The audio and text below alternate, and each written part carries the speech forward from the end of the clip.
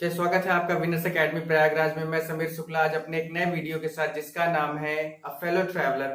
Fellow traveller के बारे में मैंने आपको कल हिंदी बताई। आई होप कि आपको पसंद आई होगी, आपको अच्छा लगा होगा, आपको समझ में भी आया होगा। आज का जो पार्ट है वो है इसके रेफरेंस, कॉन्टेक्स्ट और एक्सप्लेनेशन को लेकर। तो मैंने अगर विद अ बास्केट में आपको 3 या 4 ऐसे इंपॉर्टेंट आपको रेफरेंस, कॉन्टेक्स्ट, एक्सप्लेनेशन लिखाए थे जो बहुत इंपॉर्टेंट थे। आज इस लेसन के साथ भी वही कंडीशन है कि आपको बढ़िया से बढ़िया लिखाऊंगा और एकदम इजी से इजी शब्दों में यानी इजी वर्ड्स में, जिससे आपको तुरंत वो चीज आ जाए और आप अपने से लिख भी लें, समझ भी लें और आपको रटना नहीं पड़े और आपको कंफ्यूज होना नहीं पड़े।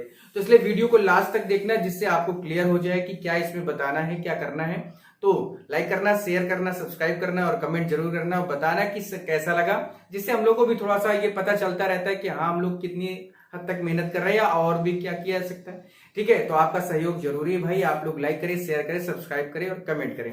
पहला आज का हम लोग का जो रेफरेंस, कॉन्टेक्स्ट, एक्सप्लेनेशन है वो बहुत इंपॉर्टेंट है और मैं आपको बता चुका हूं कि मैं वही चीजें कराता हूं जो इंपॉर्टेंट है। पहला है there is a pleasant sense of freedom about being alone in a carriage is a jolting noisily through the night. It is a liberty and unrestrained in a very agreeable form. You can do anything you like. यानी कहने का मतलब है, आपको पता है कि अगर जो एजी गार्डनर है वो कहाँ जा रहे हैं, वो ट्रेन से यात्रा कर रहे थे। तो वहीं पे एक ये 4 लाइन आई बीच में कि जब वो कहते हैं ना कि अगर तुम ट्रेन में हो तो अकेले कुछ भी कर सकते हो, चाहे जो भी करो वो तुम्हारे ऊपर। तो उसी से रिलेटेड ये 4 लाइन है, आपको ये समझ में आ जाना चाहिए, याद भी हो जाना चाहिए क्योंकि आपने ऑलरेडी जान लिया इसके बारे में। अब बात यहां पर यह है कि इसका रेफरेंस क्या होगा। तो भैया इसका रेफरेंस ऐसा है कि these lines have been taken, these lines have been taken, ये तो पता ही है। पैसेज होता तो वो हैज बीन में जाता, लाइन्स है तो ये हैव बीन में जाएगा। तो these lines have been taken from a fellow traveller. मैंने बताया है आपको कि आप जब भी अपने लेसन का नाम लिखें तो हमेशा उसको आप इन्वर्टेड कॉमा में रखें और प्लस सोचे कोशिश करें कि ये थोड़ा सा हाईलाइटेड फॉर्म में हो, इसलिए आप ब्लैक पेन का ही यूज करें इसको लिखने के लिए। Written by A G Gardner, A G Gardner जो नाम है ये भी आप क्या करें, इसको भी आप इन्वर्टेड कॉमा के अंदर रखें, प्लस ये जो भी है ये नाम, इसको भी आप ब्लैक पेन से लिखें। अब बात यहां पर आती है कि इसका कॉन्टेक्स्ट यानी इस 4 लाइन का जो मतलब है क्या है, वो है कि the writer was travelling in a train. वो तो पता ही है कि राइटर ट्रेवलिंग कर रहा था ट्रेन में। इन दीज लाइन्स इज, इन सभी लाइन में he is describing the pleasant sense of freedom. वो क्या वर्णन कर रहे हैं, क्या डिस्क्राइब कर रहे हैं? प्लीजेंट, एक बड़ा ही अच्छा, एक बड़ा मनोरंजक, बड़ा सुहावना जो फ्रीडम है यानी स्वतंत्रता का जो भाव है उसको, that he experienced on being alone. और ये एक्सपीरियंस उन्होंने जब वो अकेले थे तभी उनको ये मिला था। तो इस वजह से इस तरह से जब चीजें हम देखते हैं, करते हैं, समझते हैं तो बड़ा समझ में आता है हम लोग को कि 4 लाइन है उसका हमने क्या किया, रेफरेंस कैसे लिखना है। कॉन्टेक्स्ट में इन 4 लाइन में वही चीजें लिखनी है कि आखिर ये शुरुआत कहां से हुई, ये 4 लाइन बन के कैसे आ गई, यही आपको कॉन्टेक्स्ट में लिखना होता है। या ये 4 लाइन जो लिखी गई है, बताई गई है, इस 4 लाइन को लिखने के बारे में राइटर ने सोचा ही क्यों। जब आप राइटर की तरह सोचना शुरू कर देंगे तो आई एम श्योर कि आप अपना कॉन्टेक्स्ट आराम से लिख सकते हैं, क्योंकि अगर आप नहीं सोचेंगे तो आप नहीं लिख सकते, ये भी सच्चाई है। Then you have to think first, then you have to write your own words in your own copy, in your own exam. लेकिन आपको पहले सोचना होगा कि आखिर ये 4 लाइन राइटर ने क्या सोची इस 4 लाइन के बारे में और आपने इस 4 लाइन के बारे में क्या सुना। तो ऑब्वियस सी बात देख लिया आपने कि the writer was travelling in a train. I वो सेंस ऑफ फ्रीडम कब उसको मिला, जब वो ट्रेन में यात्रा कर रहा था तभी तो मिला। ऐसे तो मिला नहीं कि हाँ रास्ते से जा रहा था और सोचने लगा कि अगर मैं ट्रेन में होता तो मैं ये करता वो करता, नहीं। वो ट्रैवलिंग कर रहे थे उस समय ट्रेन में और तभी उन्होंने देखा कि मैं अकेला हो गया हूं पूरे डिब्बे में, तो अब मैं अकेले होने के बाद अब मैं क्या क्या कर सकता हूं, किन चीजों को अपने साथ कर सकता हूं, जो मन में है वो कर सकता हूं। इसीलिए in these lines he is describing, वो वर्णन कर रहे हैं, बता रहे हैं the pleasant sense of freedom, कि वो जो स्वतंत्रता का अभाव, जो भाव होता है ना, कब, जब आप अकेले होते हैं, वो भी ट्रेन में, पूरी बोगी खाली है, तो फिर वो जो स्वतंत्रता का भाव होता है उसकी बात ही एक अलग होती है। अब बात यहाँ पर आती है कि चलिए भाई हमने कॉन्टेक्स्ट तो लिख लिया, अब यहाँ पर बात ये है कि इसका एक्सप्लेनेशन क्या लिखा जाए, तो एक्सप्लेनेशन भी इसका लिखने की आप जरूर अपने शब्दों में भी कोशिश करें, डिस्क्राइब करने की कोशिश करें कि the writer was travelling in a train, और when he is alone he thought, या कुछ भी अपने शब्दों में बना के लिखेंगे तो बड़ा अच्छा रहेगा। खैर मैं यहाँ पर आपको एक्सप्लेनेशन लिखा देता हूं जिससे आपको दिक्कत, और इसको आप कॉपी में नोट डाउन करते रहें, ठीक है। तो आते हैं इधर अपने एक्सप्लेनेशन की ओर। एक्सप्लेनेशन हमारा क्या है, मैंने बताया आपको कि वहां पर राइटर को आपसे कहते हैं कि अगर आप अकेले हैं तो आप कुछ भी कर सकते हैं। अब आगे उसी का एक्सप्लेनेशन है कि the writer says that, writer कहता है कि वन फील्स अ प्लीजेंट, एक व्यक्ति जो भी है कोई भी हो सकता है, फील्स अ प्लीजेंट यानी बहुत अच्छा महसूस कर सकता है, sense of freedom when one is all in railway compartment, यानी एक आदमी बड़ा अच्छा अनुभव पा सकता है, बड़ा अच्छा अनुभव ले सकता है कब, जब वो खुद अकेला ही सब कुछ हो, और कहां हो, इन अ रेलवे कंपार्टमेंट में। क्लियर है। Jerks at night making such a noise, और क्योंकि जब ट्रेन चलती है तो तमाम तरह की जो आवाज आती है, आवाज आने पे बहुत ज्यादा जो जर्किंग होती है यानी इधर उधर होना, ट्रेन का खड़बड़ इधर ऐसे वैसे करना, ठीक है, इज अ यूनिक एक्सपीरियंस, वो बहुत ही अलग एक्सपीरियंस होता है। और आप अगर देखे होंगे, अगर आपने देखा भी होगा कि अगर आप ट्रेन में बैठते हैं, अगर अकेले हैं और जब ट्रेन की स्पीड होती है ज्यादा, तो होता क्या है कि बहुत अच्छा महसूस होता है ना, एक अलग ही माहौल बनता है कि भाई आज अकेला हूं मैं और मैं कुछ भी कर सकता हूँ, कहीं पे भी बैठ सकता हूँ, कुछ भी कर सकता हूँ। तो अकॉर्डिंग टू हिम यानी अकॉर्डिंग टू राइटर क्या है, one enjoys such a situation as it gives one the pleasure of liberty, क्योंकि एक व्यक्ति इस सब चीजों को एंजॉय कर सकता है क्योंकि उसने क्या देखा है, एक लिबर्टी यानी स्वतंत्रता का भाव उसके अंदर पूरी तरह से समा गया है, ठीक है। This freedom is a without any restriction, क्योंकि ये जो फ्रीडम मिली है वो उस पर कोई रोक टोक करने वाला नहीं, कोई टोकने वाला नहीं, कोई कुछ कहने वाला नहीं है, कोई कुछ बोलने वाला नहीं। तो this freedom is without any restrictions in a very pleasant form, one is free to do whatever he wants to, यानी एक व्यक्ति फ्री है, एक व्यक्ति फ्री है पूरी तरह से, और वो जो भी चाहे करना वो कर सकता है, उसको कोई रोकने वाला नहीं, कोई टोकने वाला नहीं, कोई बोलने वाला नहीं। तो यहां तक आपका ये था। इसके बाद हम लोग नेक्स्ट वाले में बढ़ते हैं। हम लोग का जो नेक्स्ट यानी दूसरा जो है रेफरेंस कॉन्टेक्स्ट एक्सप्लेनेशन, वो बहुत और अच्छा है, वो काफी इंपॉर्टेंट है, तो उसको भी हम लोग देखते हैं कि उसमें क्या है। चलिए, तो दूसरा वाला था, दूसरे वाले की जो पहले हम लोग हिंदी पर इंग्लिश पढ़ते हैं, इसके क्या है कि इट इज एनफ, कि बहुत हो चुका था, क्योंकि उसको बार बार मच्छर परेशान कर रहा था, और बार बार परेशान करने से बार बार वो उड़ा रहा था, बार बार उसकी तरफ भाग रहा था, उसको मारने के लिए दौड़ रहा था, क्योंकि एक मच्छर आदमी को कैसे क्या बना देता है, और उस मच्छर ने उस राइटर को क्या कर दिया, खिलौना बना दिया था। राइटर को क्या क्या कर दिया था, खिलौना बना दिया एकदम पूरी तरह से। जब भी वो मारने के लिए दौड़े वैसे वो उठ के भाग जाए, और पूरे फिर से रेल के डिब्बे में मानी कंपार्टमेंट में वो घूमे टहले, चक्कर लगाए, फिर उसके आगे वापस आ जाए। बहुत गुस्सा लगी उसको, दिमाग डिस्टर्ब, फुली डिस्टर्ब, अब तो कत्ल आम हो जाएगा, एकदम कत्ले आम हो जाएगा, नरसंहार हो जाएगा, ऐसा उन्होंने अज्यूम किया। तो पहले देखते कि इट इज एनफ, कहते बहुत हो गया, बहुत एकदम अब दिमाग डिस्टर्ब हो गया, बहुत हो गया है, अब कुछ भी हो जाए बचना नहीं है बेटा, तुम बचोगे नहीं, चाहे तुम जो कर लो। आई सेड मैग्नानिमिटी, मैग्नानिमिटी यानी मैग्नानिमिटी का जो मतलब होता है वो होता है एक बर्दाश्त होता है, कि भैया बर्दाश्त करने की एक हद है, हैज इट्स अ लिमिट, यानी हर चीज की अपनी क्या है, एक सीमा होती है, वो तुम लांघ चुके हो, तुम्हारा मरना तय हो चुका है।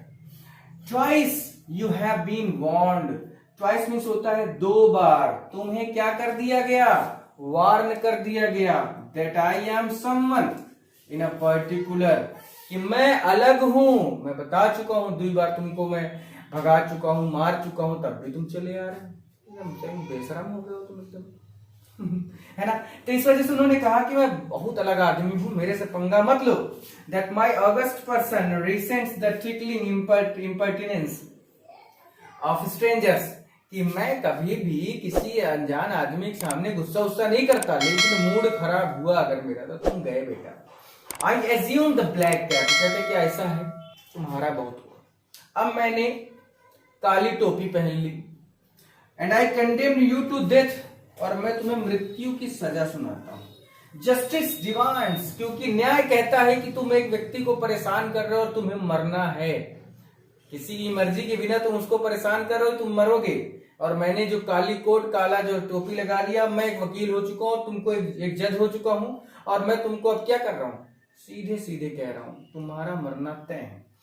And the court awards it, और कोर्ट ने भी इसको कह दिया है कि अब ये मरेगा ये आदमी। यानी उन्होंने क्या समझा, अपने आप को जज समझ लिया और कह दिया कि तुम्हें मृत्यु की सजा दी जा रही है, और कोर्ट ने भी कह दिया हाँ ऐसा है, साइन वाइन हो गया। कॉन्टेक्स्ट में क्या है कि द मॉस्किटो कॉन्टिन्यूअसली डिस्टर्ब्ड, क्योंकि जो बार बार वो उनको डिस्टर्ब कर रहा था, एनॉयड द राइटर, और बार बार वो उसको भगा रहे थे, बार बार फिरा जा रहा था। Every time the writer stuck him off, बार बार राइटर क्या कर रहा था, उनको उस मच्छर को स्टक कर रहा था, भगा रहा था, मार रहा था। It escaped his blow, sorry it escaped his blow, और वो जब भी मारे तो वो उससे बचकर भाग निकलता था या चला जाता था। अब बात यहां पर यह है कि इसका एक्सप्लेनेशन लिखा जाए। इसका एक्सप्लेनेशन हम लोग थोड़ा सा लिखने की कोशिश करते हैं, और आप भी पेन कॉपी उठाइए और लिखने की कोशिश किया जाए कि इसका एक्सप्लेनेशन होगा क्या। ठीक है, तो इसका एक्सप्लेनेशन देखते हैं कि इसका होगा क्या। कि the writer become very annoyed, पहली लाइन में लिखते हैं इसी के हिसाब से कि द राइटर बिकम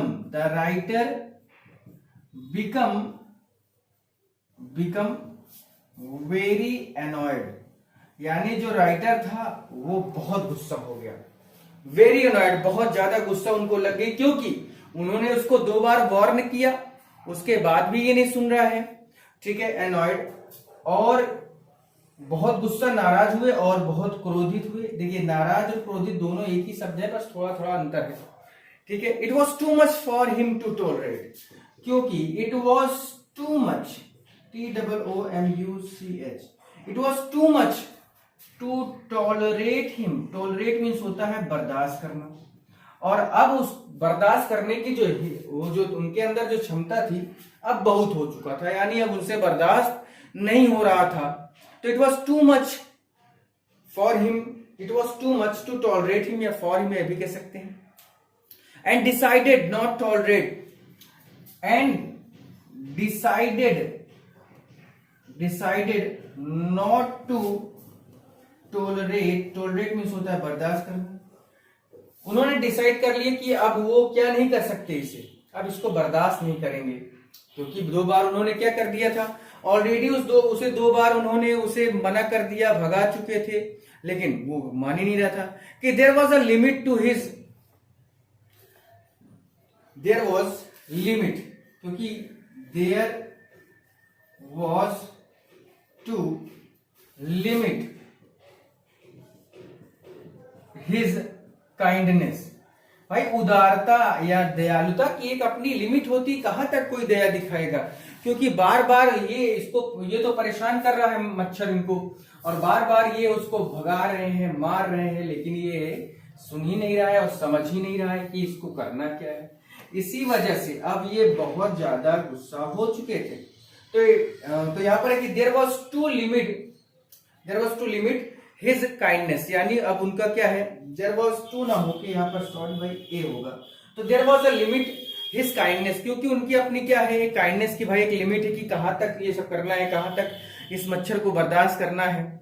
लेकिन अब यहां पर आगे है कि ही हैड, यहां से कि he had already warned 2 times, क्योंकि उन्होंने ऑलरेडी 2 बार उसको क्या कर दिया था, वार्निंग दे दी थी। ठीक है, किसको वार्निंग दी थी, तो 2 times टू द मॉस्किटो, उस मच्छर को उन्होंने 2 बार ऑलरेडी क्या कर दिया था, वार्निंग दे दी थी, लेकिन उसके बाद भी वो नहीं मान रहा था। That he was not an ordinary person, that he was not an ordinary person. वो उसको 2 बार पहले बता चुके थे कि भाई देखो ये सब मत करो, क्योंकि मैं उस हिसाब का आदमी नहीं हूं जिस हिसाब से तुम सोच रहे हो, और मूड खराब हुआ तो तुम समझ लो फिर तुम गए। The mosquito's disturbance was sign of, क्योंकि बार बार वो डिस्टर्ब कर रहा था, तो the mosquito's disturbance was a sign of, जो मॉस्किटो था, जो मच्छर था, वो उसके डिस्टर्ब करने का जो साइन था वो क्या था, was sign of disrespect and rudeness to him, was disrespect and rudeness to him, बार बार वो उसको क्या कर रहे थे, मना कर रहे थे, मान नहीं रहा था। And he was not prepared to tolerate it, and he was not prepared, यानी वो तैयार नहीं थे ये सब करने के लिए, टू टॉलरेट हिम। यानी कहने का मतलब क्या है कि कोई आदमी बार बार, ठीक है, बार बार अगर किसी को कोई बार बार परेशान कर रहा है, एक बार भगा दिया, 2 बार भगा दिया, लेकिन अब कोई बार बार चढ़ रहा है शरीर पे, बार बार परेशान कर रहा है, तो फिर वो आदमी क्या होगा, गुस्सा हो जाएगा। और वही चीज इन्होंने इनके साथ भी की, the mosquito disturbance was sign of disrespect and rudeness to him and he was not prepared to tolerate him। अब क्योंकि वो बर्दाश्त करना नहीं चाहते थे, he thus assumed himself, उसके बाद he thus मीन्स होता है इस प्रकार, he thus assumed, मान लिया, himself, खुद को, क्या, ए जज, उन्होंने खुद को क्या मान लिया, एक जज मान लिया, और जज मानकर, ठीक है, sentenced it to death, judge and sentenced it to death, यानी उसको मृत्यु की सजा सुना दी।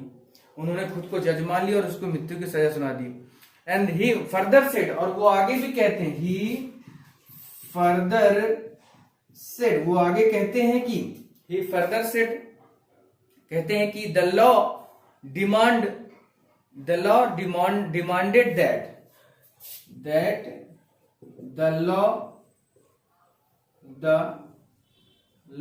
demanded that,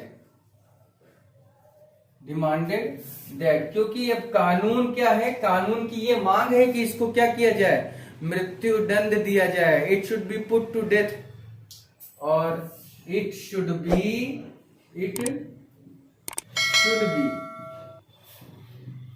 put to death, और इसका मरना क्या है, तय है, या पूरी तरह से ये मरेगा जरूर, ये इसका कोई इसमें दो राय नहीं। The order that it should be killed even the court had given, यहाँ पर इतना ही लिखने बहुत जरूरी है, या इतना इसके आगे लिखने की कोई जरूरत नहीं। तो बात आप समझ गए होंगे कि मैं क्या कहना चाह रहा था। आज मैं आपको यहाँ पर इन 2 के साथ छोड़ रहा हूँ। 2 ही क्यों मैं करवा रहा हूं, कारण ये है कि अगर आप सोचते कि एक दिन में अगर आप सब कुछ पढ़ के एक दिन में आपको याद हो जाए, एक दिन में आप पढ़कर पूरी तरह से तैयार होकर एक ही दिन में जाकर पेपर देके रिजल्ट ले ले, तो ये आप गलत सोचते हैं, ऐसा नहीं हो सकता। थोड़ा थोड़ा पढ़ो, आधा आधा पढ़ो, क्योंकि अभी आपके सामने 4-5 महीने हैं जो आप आसानी से तैयार कर सकते हैं अपने एग्जाम को। तो इस वजह से आप ऐसा ना करिए। मैं पार्ट 2 के रखता हूं, पार्ट 1 ये रेफरेंस कॉन्टेक्स्ट एक्सप्लेनेशन का। पार्ट 2 में कल फिर लेके आऊंगा, और मैंने आपसे कहा है कि मैं करीब 5 आपको या 4 या 5 आपको रेफरेंस कॉन्टेक्स्ट एक्सप्लेनेशन करवाऊंगा, जो आपके लिए बहुत इंपॉर्टेंट होंगे, बहुत यूजफुल होंगे। तो इस वजह से आप ये छोटा ये आप अपनी कॉपी में लिख सकते हैं, स्क्रीनशॉट लीजिए, उसके बाद कॉपी में लिखिए। कॉपी में लिखने के बाद आप उसको आराम से याद कर सकते हैं, और जो बताया है उतने में ही आएगा। यह भी समीर शुक्ला की गारंटी है भाई आपसे कि आएगा यही। अगर इस लेसन से आएगा तो इन्हीं 4-5 में से आएगा, इससे बाहर का नहीं आ सकता। क्योंकि 10 साल हो गए पढ़ाते हुए, तो हम लोग भी समझते हैं कि आखिर पेपर बनाने वाला समझता क्या है।